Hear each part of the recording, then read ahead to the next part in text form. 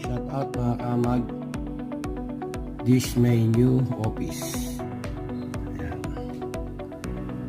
Nairaos natin yung ating bagong opisina. At dati yung ating opisina ay sa loob lang ng ating bahay. Doon ko nilagay sa aming kwarto mga kamag.